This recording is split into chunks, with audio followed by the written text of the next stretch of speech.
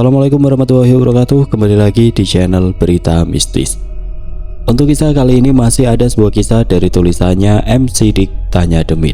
Dan untuk kisah yang akan saya bawakan kali ini, sebuah kisah yang berjudul Suara dari Kontrakan Kosong.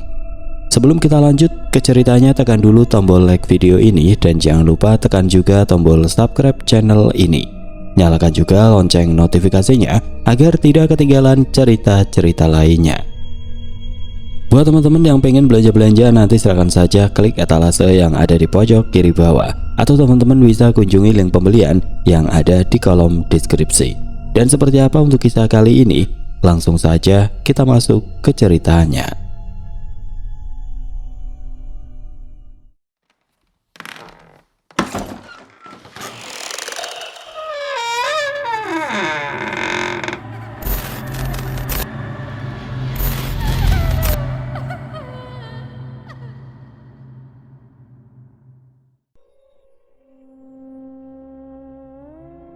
Perkenalkan, namaku Rio. Aku adalah seorang pegawai swasta yang pada saat ini sudah menempati rumah baru di pinggiran kota Bandung. Namun pada saat aku pertama kali datang ke kota ini dan mulai mencari kontrakan untuk tempat tinggalku, aku pernah mengalami hal yang menyeramkan dan hal itu tidak pernah aku lupakan hingga sekarang. Aku ingat pada waktu itu ketika aku pertama kali diterima kerja di salah satu pabrik yang ada di kota ini. Di sana aku juga mendapatkan kontrakan yang lumayan agak jauh dengan tempat kerjaku. Ya memang sih, uangku pada saat itu pas-pasan, sehingga aku harus mencari kontrakan itu dengan harga yang sesuai dengan isi dompetku. Aku tidak terlalu membawa banyak barang ketika aku pindah ke kontrakan itu. Yang aku bawa hanyalah satu dus yang berisi perlengkapanku, lalu tas besar yang berisi baju dan celanaku ketika tinggal di sini. Aku turun dari angkot dan berjalan kaki sebanyak 1 km untuk sampai ke kontrakan tersebut. Kontrakannya memang agak terpencil, namun dengan harga yang murah, membuatku menyewa kontrakan itu hingga aku gajian dan bisa mencari kontrakan yang lebih layak untuk kedepannya. Suasana kontrakan terasa lembab dan sedikit berbau tanah ketika aku sampai di sana. Terlihat beberapa deretan pintu tua dari triplek berwarna kusam berjajar rapi hingga ke ujung. Kontrakan itu ada 10 pintu, namun tampaknya hanya beberapa yang berpenghuni dan sisanya nampak kosong dan tidak terurus. Ketika aku sampai, aku disambut oleh ibu-ibu berkerudung yang menyapu halaman depan kontrakan. Rambutnya sebagian sudah memutih dengan kulitnya yang sudah keriput karena usia. "Kang Rio ya?"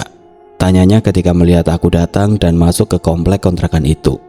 Aku tersenyum dan mengangguk, lalu tidak lama dia kembali berkata, "Oh iya, perkenalkan aku Bu Nani. Tadi pemilik kontrakan memberitahu kalau Kang Rio akan datang dan menitipkan kuncinya kepadaku. Kontrakan yang Kang Rio sewa ada di kamar nomor 6 yang ada di sana," kata Bu Nani sambil menunjuk ke arah kamar yang pintunya terbuka. "Kang Rio nggak perlu khawatir masalah isinya, karena sudah aku bersihkan sesuai perintah pemilik kontrakan ini. Jadi Kang Rio tinggal masuk saja dan istirahat." Aku kembali tersenyum sambil menerima kunci itu dari Bu Nani. "Iya Bu, terima kasih banyak sudah membersihkan kontrakanku," jawabku sambil malu-malu. Bu Nani tersenyum pelan. Ia menyimpan sapu lidinya di dekatnya, lalu tidak lama dia berkata kembali, "Nggak perlu sungkan seperti itu Kang, karena memang nomor 6 itu lebih layak daripada yang lain." Aku pun kembali mengangguk, dan tidak lama aku mulai berjalan kembali ke kontrakan nomor 6 yang letaknya agak jauh dari gerbang depan. Aku menyusuri kontrakan itu secara perlahan. Suasananya nampak sunyi. Tidak ada suara motor dan kendaraan yang melewati jalanan di depan kontrakan, sehingga suasananya nampak sedikit nyaman untuk beristirahat. Ketika aku berjalan, tiba-tiba balik pintu nomor 4 muncul seorang anak kecil laki-laki yang berumur 5 tahun yang berlari keluar. Dia mengenakan kaos robek dan menabrakku hingga terjatuh. Tidak lama kemudian ibunya muncul dari dalam. Dia nampak mengejar anak kecil itu sambil membawa piring berisi makanan yang dia pegang dari salah satu tangannya. "Aduh Andi, kenapa lari-lari?" Dia sempat melihatku dan tidak lama dia meminta maaf kepadaku sambil mengambil anaknya yang terjatuh di depan kontrakannya.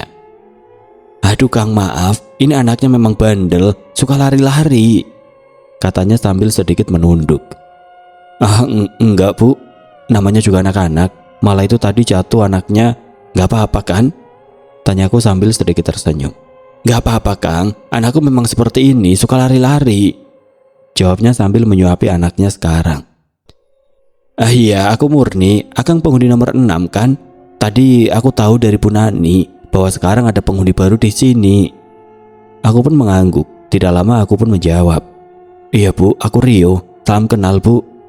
Aku pun kembali pamit kepada Bu Murni dan berjalan kembali ke arah kontrakanku. Setelah melewati kontrakan nomor 4, kontrakan nomor 5 nampak kosong. Pintunya digembok rapat dan seperti tidak ada penghuninya. Setelah itu baru kontrakanku, dan di sebelahnya nomor 7, kontrakan itu kosong sama seperti nomor 5. Aku sempat melihat ada seseorang yang duduk sambil merokok di ujung kontrakan. Dia nampak asik duduk sambil menatapku dan tersenyum pelan. Aku pun menundukkan kepalaku pelan, dan dia seketika langsung mengangkat tangannya untuk menyapa kepadaku. Aku Ari, penghuni nomor 1, katanya sambil sedikit berteriak. Ari tampak seumuran denganku, tubuhnya kurus, rambutnya sedikit gondrong, lalu dia dengan santainya merokok di ujung sana yang berbatasan langsung dengan hutan bambu dari persawahan.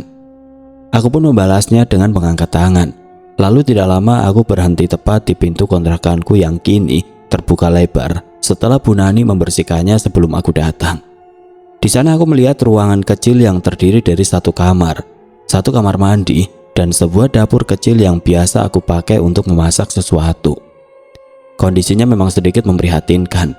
Dindingnya tampak lembab, catnya sedikit mengelupas, lalu ada bekas paku yang berlubang di dindingnya. Belum lagi lantai keramiknya nampak kusam seperti keramik-keramik lama. Bahkan di beberapa keramiknya nampak retak dan ada yang sudah diganti dengan semen di beberapa tempat. Wajarlah suasananya begini. Ada harga, ada rupa, kataku yang duduk di lantai ketika pertama kali masuk ke sana. Aku sempat melihat suasana kamarnya, dan aku tidak perlu khawatir untuk tidur karena ternyata pemilik kontrakan sudah menyiapkan satu kasur busa di sana, sehingga aku tidak perlu membeli kasur untuk beristirahat. Aku pun akhirnya meletakkan barang-barangku dan merebahkan tubuhku di sana. Tidak lama aku pun tertidur dan baru terbangun ketika malam tiba. Suasana malam sepertinya nampak ramai di dalam kontrakan itu. Para penghuni kontrakan yang merupakan pegawai pabrik membuat mereka baru datang ke kontrakan ketika sore. Aku pun keluar dan mencari makan di sekitar kontrakan. Di sana aku juga bertemu dengan beberapa penghuni dan memperkenalkan diriku sebagai penghuni kontrakan baru di sana. Semakin hari aku semakin akrab dengan mereka. Aku pun seperti terbiasa dengan suasana malam di kontrakan. Seperti Ari yang selalu terbangun dan mengobrol dengan seseorang hingga subuh tiba, atau Andi yang sering lari-larian di lorong dan dikejar oleh ibunya, dan tidak jarang pula Bu Nani yang suka datang dan membawa makanan untuk dibagikan kepada penghuni kontrakan yang lain. Namun semuanya nampak berubah, tepatnya ketika aku sudah tinggal di sana selama 3 minggu. Hal itu terjadi ketika aku pulang lembur di pabrik dan mulai pulang ke kontrakan itu. Waktu sudah menunjukkan jam 1 dini hari dan suasana kontrakan benar-benar sepi sekarang. Kamar Ari yang biasanya masih terbuka lebar dengan lampu yang menyala kini nampak padam. Bahkan sendal dan sepatu yang biasanya ada di depan kontrakannya tiba-tiba menghilang. Hal itu tentu saja membuat suasana semakin sepi. Apalagi seluruh penghuni di dalam kontrakan itu sudah tertidur pulas di jam tersebut. Aku pun akhirnya melangkah pelan. Suara kakiku nampak menggema di sepanjang jalan ke kontrakanku. Udara benar-benar dingin sehingga tubuhku mendadak menggigil. Suara hewan malam seperti jangkrik di ujung kontrakan nampak terdengar. Belum lagi bintang-bintang di atas sana nampak gelap sehingga suasananya benar-benar berbeda. Aku pun mulai mempercepat langkah, namun tepat ketika aku melewati kamar kontrakan kosong nomor 5, tiba-tiba aku menghentikan langkah. Karena aku seperti melihat gorden di balik jendela kontrakan nomor 5 seperti bergerak sendiri di dalam sana. Seperti ada sesuatu yang sedang melihatku dari dalam sana dan dia nampak sedang mengawasiku ketika aku melewati kontrakan tersebut. Hal itu tentu saja membuatku sedikit ketakutan. Aku hanya melirik sebentar dan menganggap bahwa itu ulat tikus atau angin yang menggerakkan gorden itu. Sehingga aku langsung mempercepat langkahku dan mulai berjalan kembali ke depan pintu kontrakanku pada malam itu. Aku tahu kontrakan itu kosong, Jadi nggak mungkin ada sesuatu yang bergerak dengan sendirinya. Namun ketika tepat aku berpikir seperti itu, tiba-tiba dari dalam sana aku mendengar suara nafas yang lembut dan teratur. Seperti ada seseorang yang ingin berbicara, namun mulutnya tersumpal oleh sesuatu. Suasana yang hening seperti ini membuat suara sekecil apapun langsung terdengar oleh telingaku. Dan hal itu membuatku menggelengkan kepala.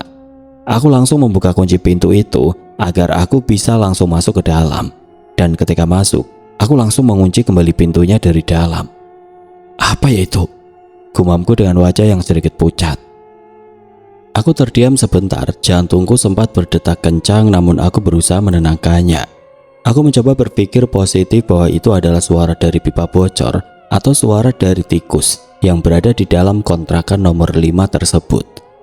Setelah aku mulai merasa tenang, akhirnya aku mulai beristirahat di dalam kamar. Dan tidak lama kemudian aku terbangun kembali ketika matahari pagi sudah muncul dengan suara gaduh dari Andi yang berlarian di depan pintu kontrakan. Aku terbangun ketika kondisi kontrakan sudah mulai ramai di pagi hari. Matahari yang lumayan terik langsung menembus jendela yang tertutup kain sarung tipis sebagai penutupnya. Suara Andi yang tertawa sambil dikejar oleh ibunya menghiasi di hari itu, dan aku langsung terbangun dengan kepalaku yang masih pusing karena lembur semalam di tempat kerja. Sambil menguap, aku pun keluar dari kontrakan tersebut. Rupanya di sana sudah ramai. Bu Nani, Bu Murni nampak asik mengobrol di luar. Belum lagi suami Bu Nani yang sibuk dengan motor bututnya di depan kontrakan. Mereka langsung melihatku ketika aku keluar, dan mereka langsung tersenyum dan menyapa aku, sehingga aku membalasnya dengan senyuman. Aku menghirup udara di depan kontrakan. Pintunya aku buka lebar agar udaranya bisa masuk ke dalam dan tidak membuat kontrakanku pengap. Di sana aku penasaran atas apa yang mereka obrolkan. Karena Bu Murni dan Bu Nani nampak serius mengobrol tentang sesuatu pada saat itu. Bu, sepertinya itu tikus deh, karena kan kontrakannya sudah lama kosong, jadi wajar saja jadi sarang tikus, kata Bu Nani kepada Bu Murni yang kini duduk sambil memegang anaknya Andi. Tapi masa tikus suaranya aneh?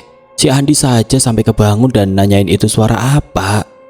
Tanya Bu Murni yang masih merasa heran atas apa yang dia dengar semalam. Bu Murni yang melihatku masih bersantai di dekat pintu seketika langsung memanggilku. Kang Rio, sini dulu Kang.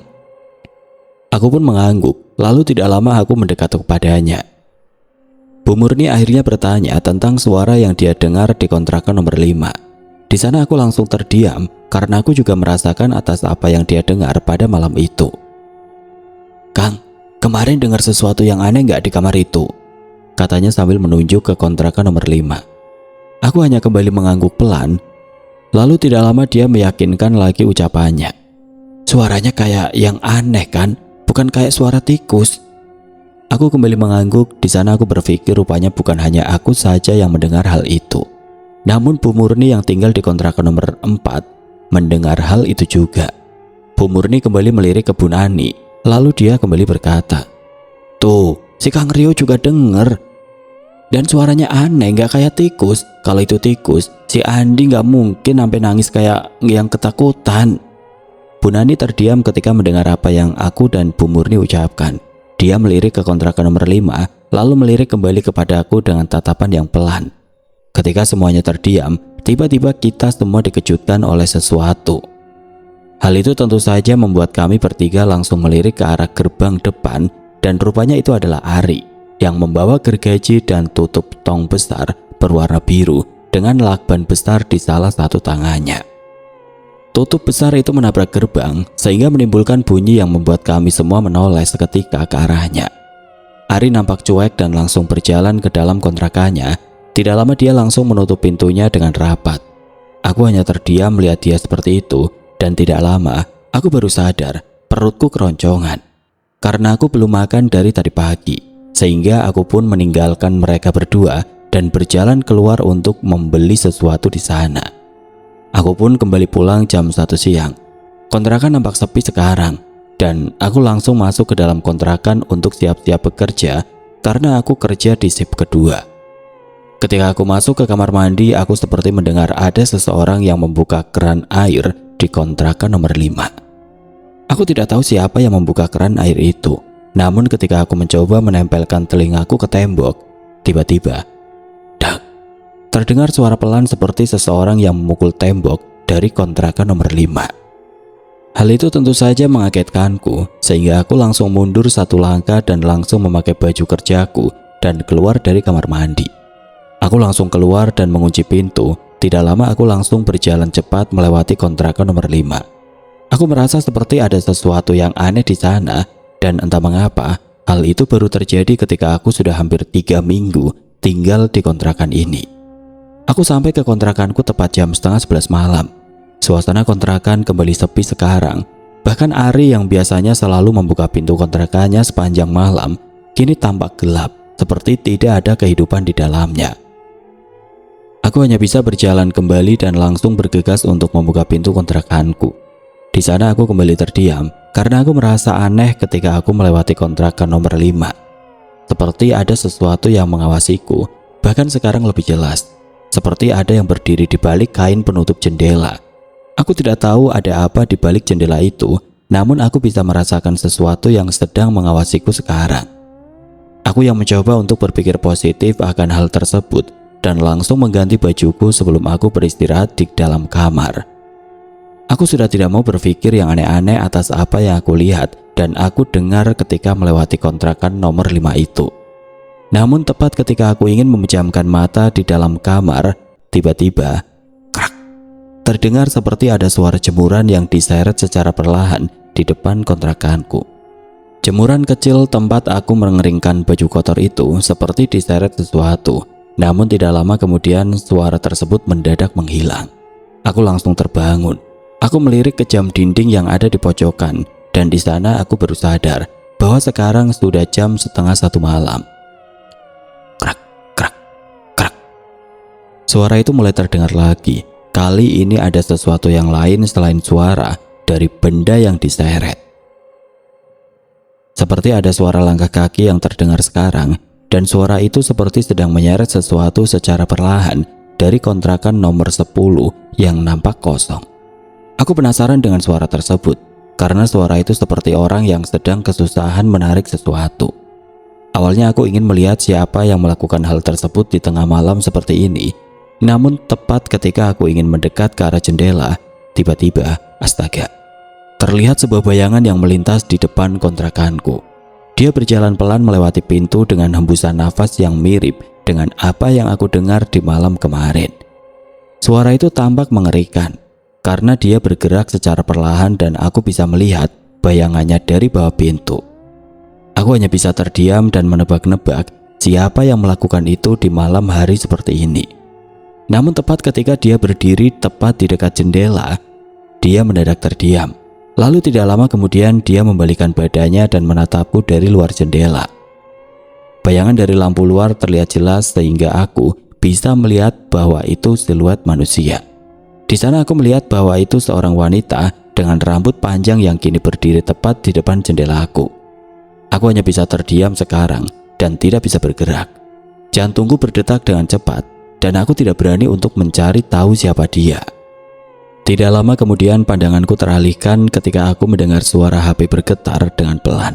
Rupanya itu adalah suara notifikasi dari para pekerja di shift malam. Dan ketika aku kembali memalingkan kepala kepada wanita tersebut, sosoknya mendadak menghilang. Dan tidak lama kemudian aku mendengar suara yang lain. Suara seseorang yang berjalan pelan tepat di dalam kontrakan nomor 5. Hal itu tentu saja membuatku tidak bisa tidur semalaman. Sosok bayangan yang berdiri di luar jendela membuatku benar-benar ketakutan. Aku baru bisa tidur ketika ayam sudah mulai berkokok dan aku terbangun kembali ketika mendengar suara gaduh dari luar kontrakan di pagi harinya. Apa yang terjadi pada malam itu rupanya terjadi kembali di malam-malam berikutnya. Ketika aku kembali pulang dari pabrik dan beristirahat di dalam kontrakan, tiba-tiba suara itu kembali datang. Suara itu muncul seperti langkah kaki seseorang yang sedang menyeret sesuatu di luar kontrakan. Aku hanya bisa terdiam dan melihat kembali ke arah jendela. Suara itu terus-menerus muncul seperti sedang mondar-mandir dari gerbang depan ke ujung kontrakan lalu kembali lagi dan berhenti di kontrakan nomor 5. Aku sempat memberanikan diri untuk mencari tahu siapa sebenarnya dia. Namun setiap kali aku membuka pintuku, suara itu mendadak hilang dan tidak ada apapun di luar sana selain hanya suasana kontrakan yang sepi dan sunyi ketika malam. Suara misterius itu kini mulai menjadi pembicaraan bagi para penghuni kontrakan. Aku yang pada saat itu akan berangkat ke pabrik di pagi hari bertemu Bu Nani yang baru saja selesai jemur pakaian. Dia menyapa aku yang akan berangkat di pagi itu. Lalu tidak lama dia bertanya tentang suara-suara aneh yang dia sering dengar setiap malam kepada aku. Kang Rio, kalau beberapa malam ini Kang Rio melakukan sesuatu di luar. Soalnya sudah beberapa hari mendengar suara orang yang lagi nyeret sesuatu. Tanya Bu Nani kepada aku. Aku langsung menggelengkan kepala. Bahkan aku berkata bahwa aku juga mendengar suara itu dalam beberapa malam ini. Namun bukan aku pelakunya. Bu Nani nampak kebingungan ketika dia mendengar jawabanku. Di sini, yang pulang kerjanya malam hari hanya Kang Rio dan si Ari doang. Tapi si Ari juga berkata bahwa dia tidak melakukan hal itu, kata Bu Nani. Kalau bukan kalian berdua terus siapa ya? Soalnya si Ari juga biasanya suka nongkrong sampai pagi. Sekarang mah malah suka matiin lampunya semenjak putus dari pacarnya. Jadi nggak ada yang jaga kontrakan ini kalau malam. Aku hanya mengangguk pelan. Di sana aku tidak terlalu mengobrol banyak karena aku harus segera pergi dan mulai bekerja di pabrik di pagi itu. Tepat ketika aku kembali pulang ketika sore, para penghuni kontrakan ternyata masih membahas hal itu. Mereka penasaran dengan suara aneh yang mereka dengar. Andi yang berada di kontrakan nomor 4 sudah beberapa hari ini menangis secara tiba-tiba sebelum suara itu terdengar dari luar. Semua penghuni kontrakan kini merasa aneh dengan kondisi kontrakannya. Karena baru kali ini mereka merasakan hal seperti ini selama mereka tinggal di sini. Aku yang baru datang kini hanya menyapa mereka sebelum aku berjalan lagi ke depan pintu kontrakan. Rasa lelah dan capek membuatku masuk ke dalam kontrakan dan tidak ikut mengobrol dengan obrolan mereka. Setelah sampai kontrakan, aku pun langsung membersihkan diri dan tidak lama kemudian aku langsung tiduran di kasur dan tertidur pulas. Hingga akhirnya aku bangun kembali jam 11 malam. Pada malam itu suasana tampak lebih hening dari sebelumnya. Rasa kantuk dan lelah yang aku rasakan membuatku tertidur kembali. Di tengah-tengah tidurku yang pulas, aku seperti tidak peduli dengan suara yang aku dengar dari luar. Namun tepat ketika jam 5 subuh, aku terbangun oleh sebuah teriakan dari Bu Murni yang tiba-tiba panik sambil memanggil anaknya. Andi! Dia berteriak di dalam rumah. Suaranya begitu keras sehingga aku merasa panik dan langsung mencari tahu apa yang terjadi. Aku langsung membuka kunci pintu, lalu tidak lama aku mulai keluar untuk mendekat ke kontrakan Bu Murni. Namun tepat ketika aku ingin berjalan ke arah kontrakan nomor 4, tiba-tiba, astaga, Andi, kenapa kamu tiduran di sini? Kulihat Andi tidur tepat di pintu kontrakan nomor 5. Dia tidur tanpa bantal, tanpa alas, dan terlihat nyenyak tidur di sana. Hal itu tentu saja membuatku berteriak di sana. Bu Murni, Andi ada di sini. Bu Murni yang mendengar hal itu seketika berlari ke arah pintu. Dia terlihat panik karena pintu itu dibuka dengan paksa agar dia bisa segera keluar. Setelah itu dia melihat anaknya tidur tepat di depan pintu nomor 5 dan Bu Murni seketika histeris ketika menemukannya. Kenapa kamu bisa tidur di luar padahal pintu depan terkunci? Kata Bu Murni sambil memeluk anaknya. Dia menangis dengan tangisannya yang menggema. Hal itu tentu saja membuat semua orang terbangun dan mendekat kepadanya. Aku melihat Bu Nani dan suaminya terbangun. Begitu pula dengan Ari yang bangun dan melihat apa yang terjadi. Ari mendekat kepada aku. Dia bertanya apa yang terjadi kepada Andi. Bro, si Andi kenapa? Aku menggelengkan kepala. Rasanya seperti tidak masuk akal ketika pintu kontrakan yang terkunci dan si Andi bisa tertidur keluar dengan kondisi seperti itu. Andi terbangun secara perlahan ketika Bu Murni memeluknya selama beberapa menit. Dia nampak mengantuk dan bergumam ketika ibunya menanyakannya. Aku diajak main, Ma. Tadi malam ada teteh-teteh datang dan ngajak main. Katanya dia seneng kalau anaknya nanti bisa kayak aku. Semua orang terdiam. Aku, Ari, Bu Nani dan suaminya, juga Bu Murni, seperti tidak percaya atas apa yang dia katakan. Perasaan dulu gak ada kejadian yang bisa membuat anak bisa tidur di luar kontrakan ini. Gumam Bu Nani dengan wajahnya yang sedikit pucat. Iya, meskipun kontrakan ini adalah kontrakan lama, baru kali ini ada kejadian seperti ini, kata suami Bu Nani dengan nada yang pelan. Sepertinya ini ada hubungannya dengan suara benda yang diseret oleh sesuatu di tengah malam. Aku dan Bu Murni mengangguk, sedangkan Ari nampak menggelengkan kepalanya. Dia seperti ketakutan dibandingkan denganku dan Bu Murni. Lalu tidak lama kemudian Bu Nani berkata kembali, "Ya sudah, karena anakmu sudah ditemukan, jadi kita bisa bubar sekarang ya. Masalah apa yang terjadi sekarang biar nanti kita obrolkan lagi." Aku mengangguk. Begitu pula dengan Ari yang ada di sebelahku. Mereka langsung membubarkan diri ketika Andi sudah dipastikan aman di hari itu. Nampaknya suasana di kontrakan bertambah parah di setiap harinya. Ari mulai mengeluh karena ada bau amis yang ada di kamar mandinya. Lalu Bu Nani juga seringkali mendengar suara tangisan di sebelah kontrakannya yang merupakan kamar Ari. Ari sempat ditanya siapa yang menangis di sana, dan dia berkata bahwa dia sekarang tinggal sendirian, jadi tidak mungkin ada tangisan wanita di dalamnya. Selain itu, suami Bu Nani seperti melihat bayangan orang yang duduk di atas genteng kontrakan nomor 5. Dia seperti membelakanginya dengan kaki dan tangan seperti diikat oleh sesuatu. Namun ketika ia menatapnya lama, tiba-tiba kepalanya memutar 180 derajat dan melirik kepadanya sambil menunduk dan menangis. Suami Bu Nani langsung berlari ke arah rumah sambil memanggil istrinya. Bu Nani yang ikut panik langsung keluar dan mencari tahu kenapa suaminya berteriak seperti itu. Suaminya menunjuk ke arah genteng di atas kontrakan nomor 5, namun ketika mereka berdua melihatnya lagi, tidak ada apa-apa di sana. Hal itu tentu saja membuat suaminya shock. Dan dari kejadian itu, suaminya langsung demam dengan tubuhnya menggigil. Dan dia kini hanya bisa beristirahat di kamar tanpa pernah keluar selama beberapa hari. Kejadian aneh itu terus berlanjut setiap malam. Suasana malam di kontrakan itu mendadak sepi sekarang. Ari yang biasanya pintunya terbuka ketika larut malam, kini mulai menutup diri karena takut atas apa yang terjadi di sana. Dan semua penampakan dan teror yang terjadi di kontrakan tersebut, semuanya pasti bersumber ke kontrakan nomor 5. Sehingga itu menjadi bahan perbincangan dari para penghuni kontrakan.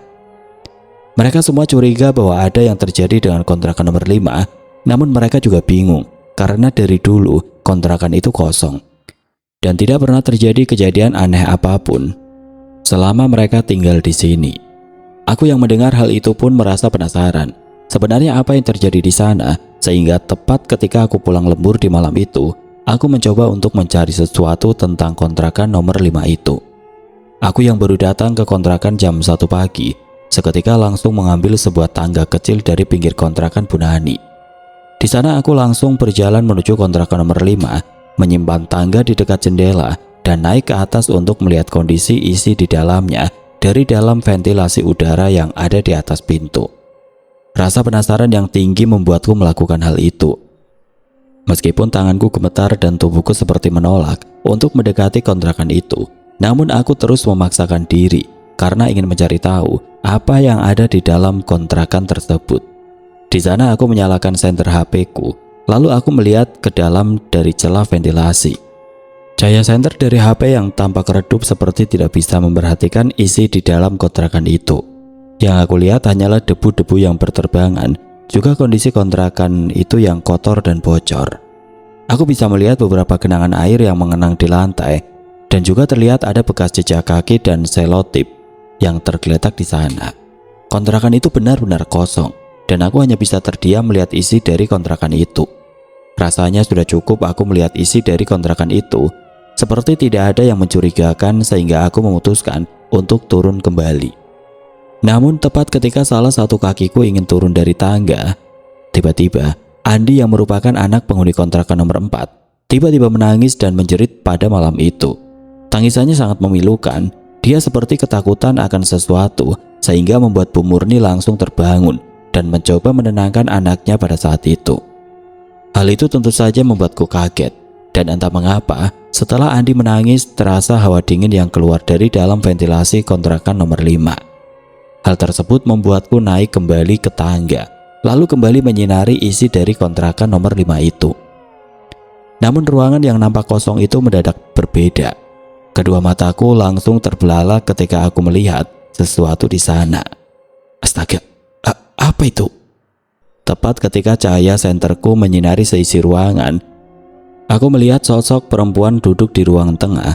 Dia duduk sambil membungkuk dengan rambutnya yang panjang dan menjuntai hingga menutupi seluruh wajahnya. Wanita itu diam tidak bergerak dan hal itu membuat jantungku langsung berdetak dengan sangat kencang.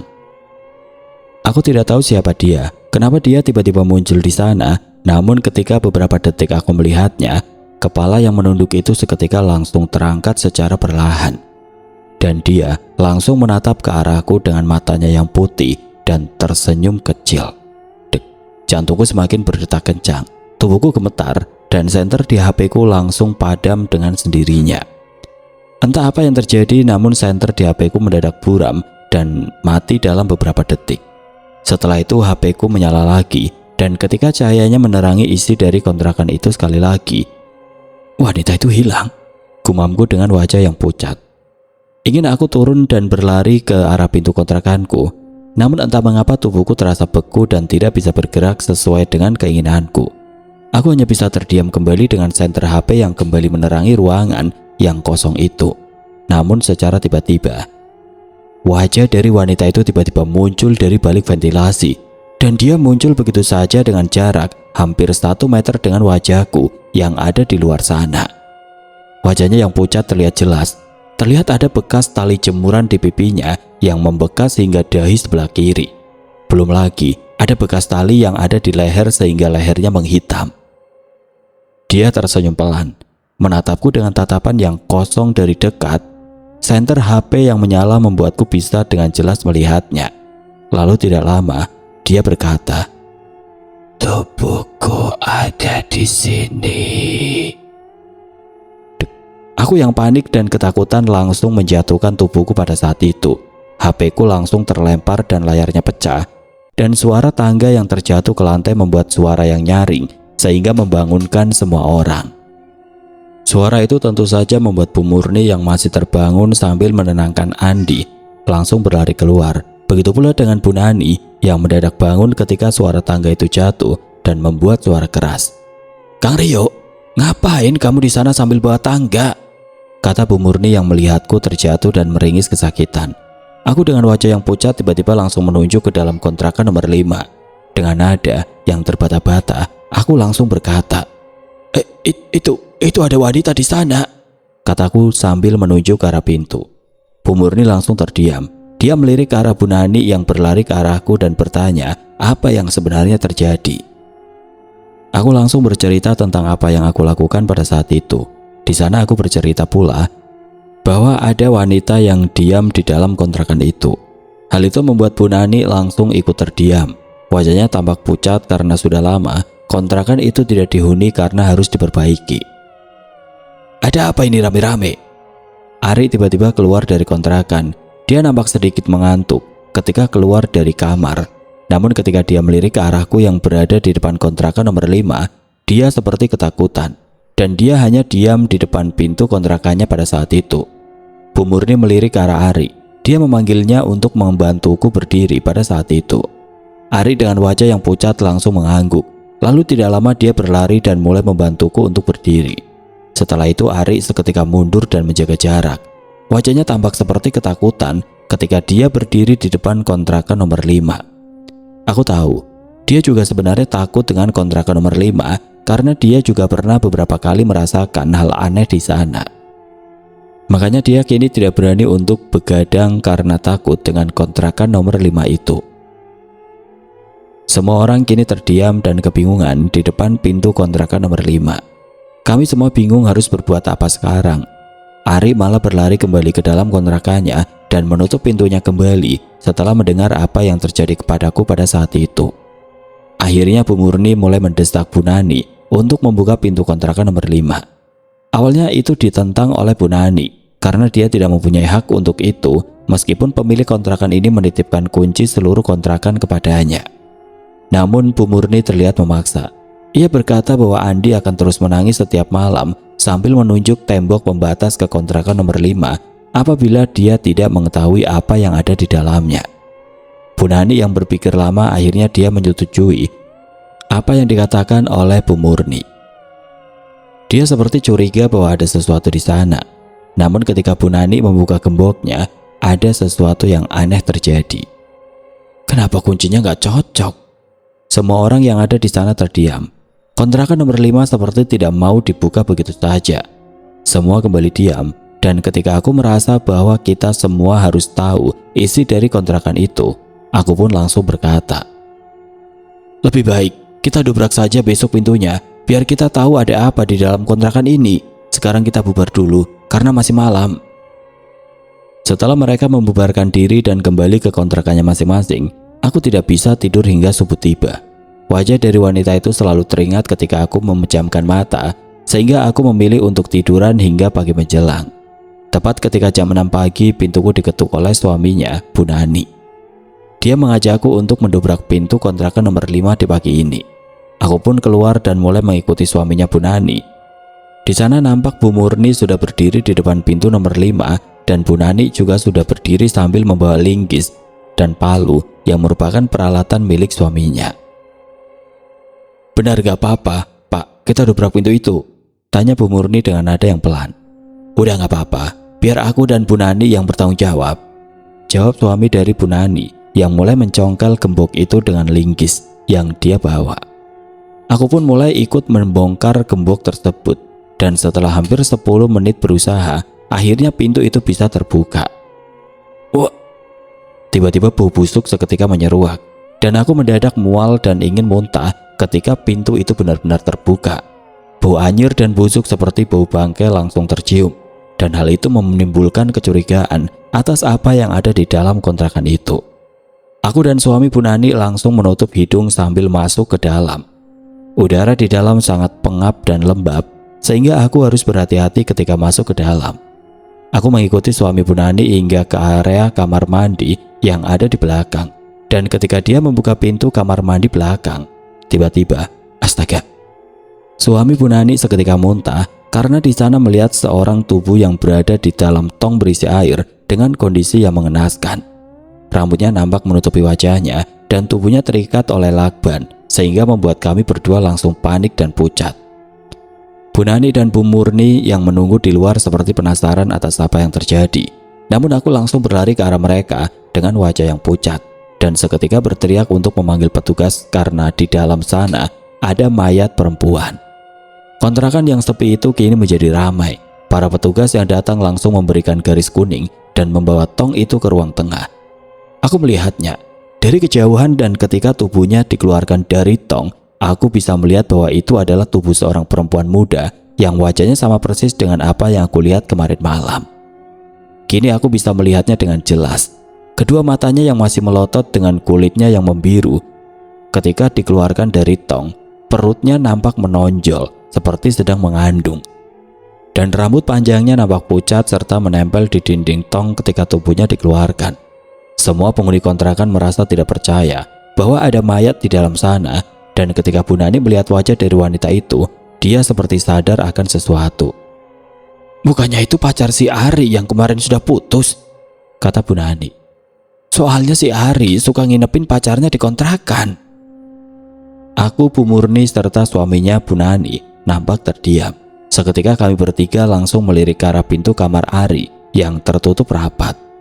Di sana, suami Bu Nani langsung berlari ke pintu kontrakannya. Dia mengetuk pintu kontrakannya sambil memanggil namanya. Ari, keluar kamu!" Kondisi kamar Ari nampak hening, seperti tidak ada orang di dalam. Suami Bu Nani langsung mendobrak pintu itu hingga pintunya terbuka, dan di sana dia tidak menemukan Ari. Sebagian barang-barangnya sudah menghilang, dan tampaknya Ari sudah meninggalkan kontrakan ini tepat ketika aku melihat sosok itu tadi malam. Entah apa yang dilakukan Ari kepada wanita itu, namun hal tersebut langsung dilaporkan kepada petugas yang datang ke sana, dan setelah itu Ari menjadi buron karena dia membunuh pacarnya dan menyembunyikan mayatnya di kontrakan nomor 5. Oke teman-teman, sekian untuk kisah kali ini. Bagaimana menurut kalian tentang kisah ini? Tulis komentar kalian di kolom komentar. Dan buat teman-teman yang baru bergabung, jangan lupa untuk like, komen, share, serta subscribe channel ini. Dan nantikan kisah-kisah horor berikutnya tetap di channel Berita Mistis. Wassalamualaikum warahmatullahi wabarakatuh.